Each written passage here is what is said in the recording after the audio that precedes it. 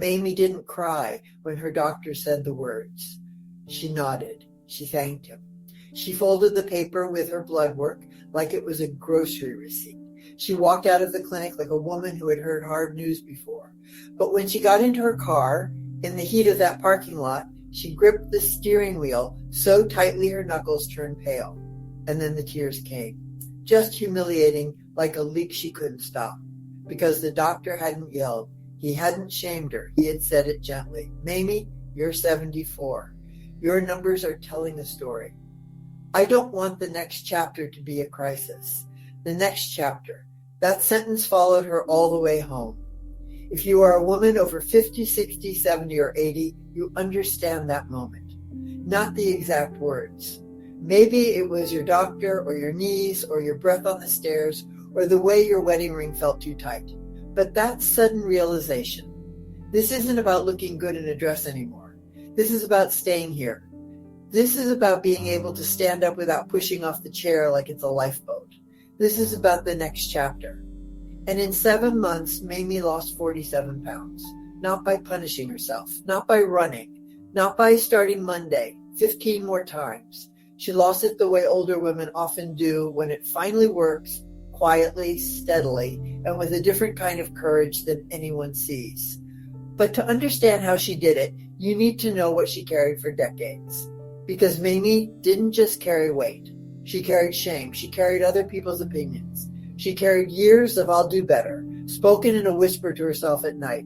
And if you stay with this story to the end, I'm going to tell you the one decision she made, one tiny decision that broke her whole pattern. It wasn't a food. It wasn't a magic plan. It was a moment. And it changed everything. Mamie grew up in the era of clean your plate. She was raised by a mother who believed love came in the form of second helpings. Food was comfort. Food was celebration.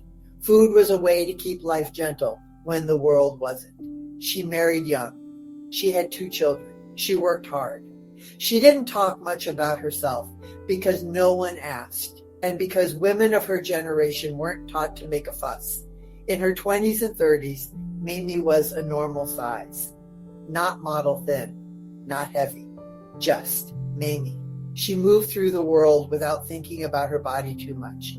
Then came her 40s, a desk job at the county office, a long commute, a mother-in-law with sharp opinions, a husband who loved routine, loved meat and potatoes, loved dessert after dinner like it was the law. And Mamie, tired and kind, learned to keep everyone happy. When her weight started creeping up, she didn't panic at first. 5 pounds, 10, a new blouse size, a tighter waistband. She told herself it was menopause. She told herself it was stress. She told herself it was normal. Then, in her late 40s, she tried her first real diet because she overheard 2 women at church talking about a plan where you cut out bread. Mamie cut out bread.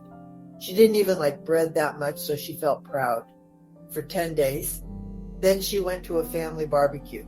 There were buns, potato salad, someone's homemade cookies. She tried to behave. She tried to sip iced tea and smile. And then she heard her sister-in-law say, softly but not softly enough, she's really let herself go. Mamie felt her cheeks burn. She laughed too loudly. She made a joke. She ate 3 cookies in the kitchen when no one was looking. That was the first time she realized something awful. Food wasn't just hunger. Food was a hiding place. So she did what so many women do. She got strict. She got perfect. She got miserable. She bought a tiny notebook and wrote down every bite with the intensity of a woman writing down her sins. She ate cottage cheese and half grapefruit. She measured salad dressing with a teaspoon like her life depended on it. And she lost 12 pounds. Everyone noticed. Her husband, Roy, noticed too.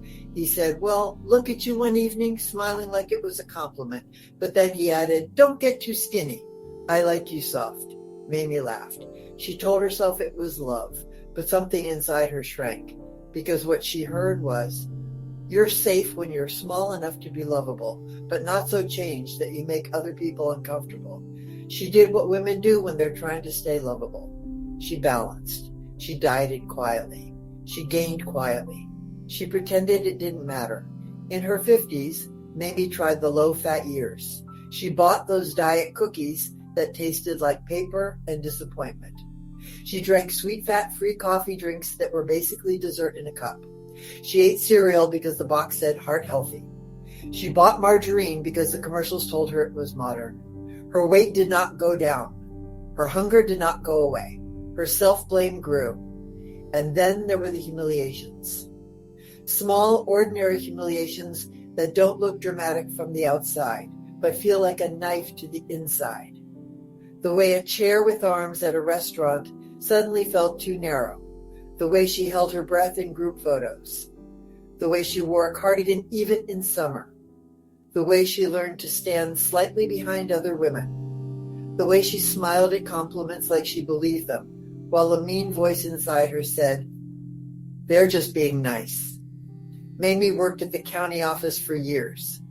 Good benefits, steady work, a little pride in being reliable. But the job had its own quiet cruelty. The holiday potlucks, the birthday cakes, the donuts in the break room, and the comments. Not always cruel. Sometimes jokes. Sometimes a coworker would say, "Mamie, you're too sweet to skip dessert." And Mamie would smile like a good sport because she didn't want to be the sensitive one.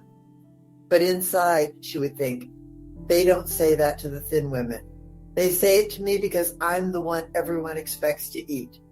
Worst of all was the yearly staff photo for the lobby bulletin board. Every year, Mamie dreaded it. Every year she stood on the end.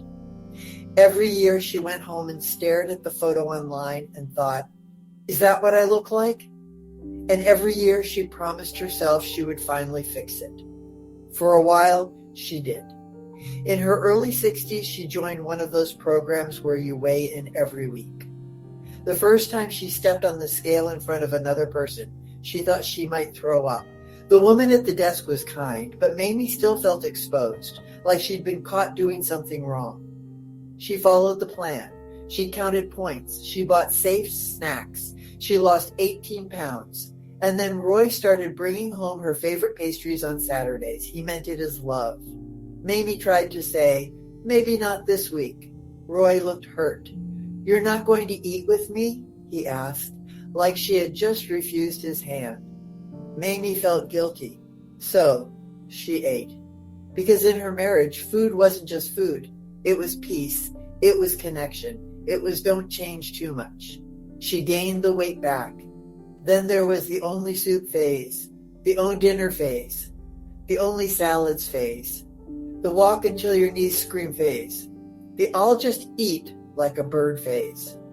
Each time, Mamie would start with hope and end with shame. Not because she was weak, because her plan was always built on one shaky idea, I have to become someone else. And the moment she couldn't be that other person, she would collapse right back into the only comfort she knew, food. By the time Mamie turned 70, her weight felt like a permanent part of her identity. She stopped buying cute clothes. She stopped wearing dresses she liked. She stopped looking in mirrors too long. She told herself, at my age, who cares? But she cared. Of course she cared. And then the real fear arrived. One afternoon, Mamie was walking from her car into the pharmacy. She had a small bag in her hand, nothing heavy, nothing dramatic. But halfway there, her breath caught in her throat, not like a little winded, like panic, like her body suddenly couldn't do something it should have been able to do. She stopped under the awning, pretending to read her receipt, pretending she wasn't struggling. A young woman walked past, and Mamie saw the quick glance. The way strangers look away fast when they notice someone's weakness. Mamie didn't want pity. She wanted dignity. She went home that day and sat on the edge of her bed and thought, is this how it starts? Is this the beginning of me becoming old? Then, a week later, she got the call from the nurse at her clinic. Mamie, your A1C is creeping up. Your blood pressure is higher than we want. We need to talk. That's what brought her to the parking lot tears. And here is the important part. Mamie didn't go home and start a perfect plan. She went home and did something different. She told the truth. She stood in her kitchen, looked at Roy, and said, "I'm scared." Roy blinked at her like he hadn't heard that from her ever. "I'm not trying to be skinny," Mamie said, her voice shaking. "I'm trying to stay alive. I'm trying to stay steady. I'm trying to be able to move without feeling like my body is a prison." Roy didn't know what to say. So Mamie kept going. "And I need you to stop making food the way you show love. I need you to show love with your support." It was the hardest sentence she had said in years, and it was the first crack in the old pattern. Mamie's weight loss didn't begin with a diet. It began with a boundary. Because for years her eating wasn't just about food. It was about permission, approval, keeping the peace, avoiding judgment, avoiding feelings. Once she told the truth, she could finally do the next part without that heavy secret shame dragging behind her. Mamie chose a simple approach, not dramatic, not expensive, not trendy. She chose what her nurse called the 3-part plate, not because she was trying to be perfect, because she was trying to be consistent. Every meal, breakfast, lunch, dinner, she built her plate with 3 parts. 1 protein, 1 pile of vegetables, 1 small portion of something comforting. That's it. She didn't ban bread. She didn't outlaw potatoes. She didn't swear off dessert forever. She stopped doing all or nothing. Instead, she practiced enough. Breakfast became eggs or Greek yogurt, plus fruit, plus something small she actually enjoyed. Maybe a slice of toast with butter, not 5 slices. Lunch became soup and chicken, or tuna and vegetables, or leftovers with a big salad. Dinner became a smaller plate than she was used to, but still real food. She kept dessert because she knew if she tried to be a saint, she would eventually rebel. But she changed how dessert looked. Not a full bowl of ice cream while staring at the television, half numb and half angry. 1 scoop in a small dish. Sitting down. No hiding. No shame. And this matters for women over 50 and beyond. Mamie made the plan easy on her joints. She didn't start exercising like a 20-year-old. She simply walked inside or outside around her house after dinner for 10 minutes. Not fast, not athletic, just consistent. And when her knees hurt, she marched gently in place holding the counter. Sometimes she did it in slippers. Sometimes she did it in pajamas. What mattered wasn't how impressive it was. What mattered was that it said to her body, "We are not giving up on you." Mamie also did one practical thing that changed her life. She stopped eating standing up. That sounds small, but it was huge. No more bites while cooking. No more just one little taste that turned into 10. If she wanted food, she sat down. It made her aware. It made her honest. It slowed her down. And in the first 2 weeks, something happened that surprised her. The scale moved. Not dramatically, but enough that she felt something she hadn't felt in years. Hope that wasn't frantic. Hope that was calm. By the end of the first month, Mamie was down 8 pounds. And here's where the emotional part hit her. She didn't feel proud the way she expected. She felt grief because she realized how long she had been fighting herself. How many years she had spoken to herself like an enemy. How many times she had stood in front of a mirror and hated the woman who had survived everything. One night, she stood in the bathroom looking at her face. She looked older, yes, but she also looked softer somehow. Kinder. Her eyes filled up, and she whispered, "I'm sorry." She wasn't talking to God. She wasn't talking to Roy. She wasn't talking to herself. She was apologizing for years of cruelty. And if you're still watching this story, I want you to hear this clearly. A woman can lose weight at 74. But the deeper miracle is when she stops losing herself. Mamie kept going. Month 2, 8 more pounds. Month 3, 7 pounds. The pace slowed a little, but she didn't panic because she had made a promise. No more tantrums at the scale. No more "I ruined it, so I might as well eat everything." If she had a hard day, she didn't start over tomorrow like a punishment. She simply returned to her 3-part plate at the next meal. And slowly, something shifted in her marriage too. Roy, at first, complained. He missed their late night snacks. He missed the old routine. He missed the comfort of Mamie staying the same. But then he started noticing things. Mamie slept better. She didn't snore as loudly. She laughed more. She stopped sighing when she stood up. And one evening, Roy watched her tie her shoes without holding her breath, and he said quietly, "You seem lighter." Mamie looked at him and said, "I am. And if you notice, so are you." Mamie was not just lighter on the scale, in her mind, in her heart. The hardest part came around month 4. This is the part most women don't talk about. Her coworkers noticed. Her clothes hung differently. Her face changed. And suddenly, people had opinions again. A woman at work said, "Don't disappear on us." Another said, "What are you doing? I need to know." One man joked, "Oh, Mamie's turning into a model." It was meant to be friendly, but it made her stomach twist. Because attention, even positive attention, can feel dangerous when you've spent years trying not to be seen. And there was one day that nearly broke her. Mamie went into the break room and saw a box of donuts. Old Mamie would have taken one, then another, then pretended not to remember. New Mamie told herself, "Sit down, breathe, choose." She poured coffee, sat at the table, and decided she would have half a donut. Half. She took 2 bites and realized something that shocked her. It didn't taste as good as she remembered. Not because donuts aren't delicious, but because she wasn't starving anymore. She wasn't desperate anymore. She wasn't using sugar to patch a hole in her spirit. She wrapped the rest in a napkin and threw it away. And that small act, throwing away what she once clung to, felt like freedom.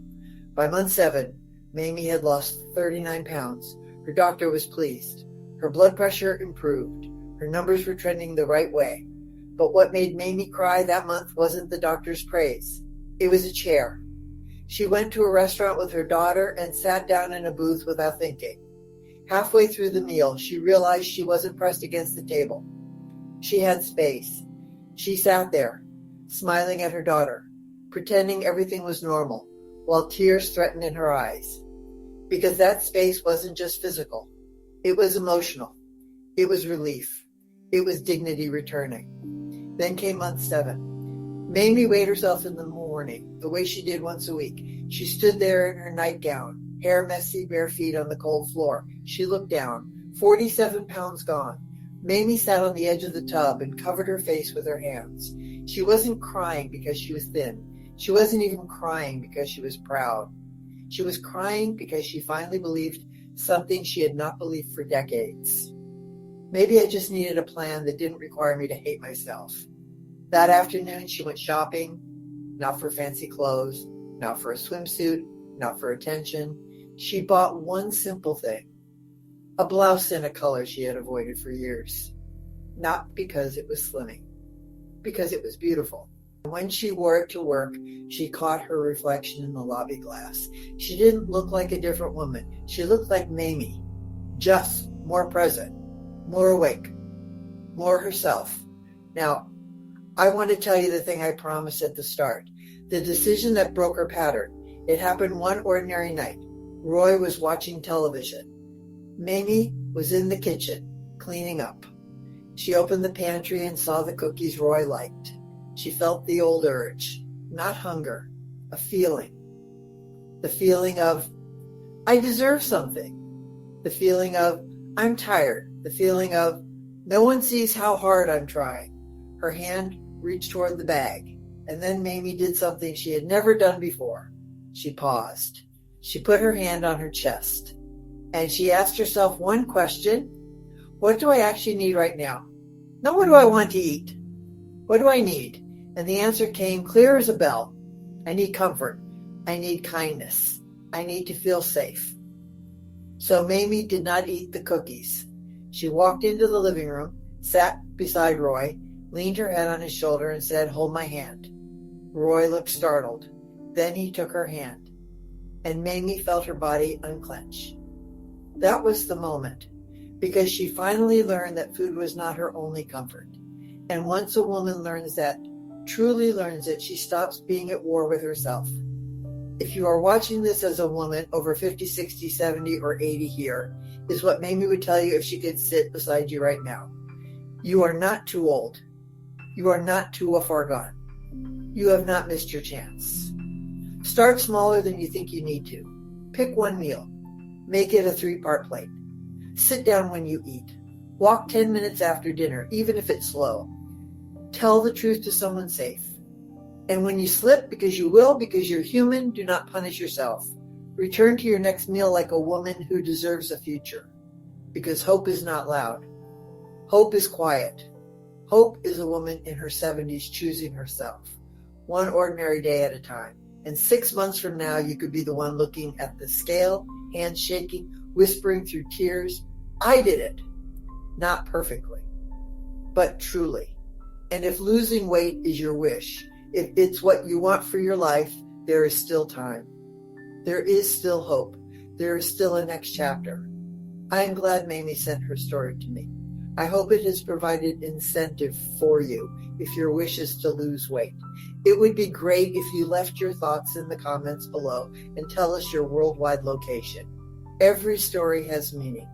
See you in the bra fitting videos for women over 50 who have lost weight.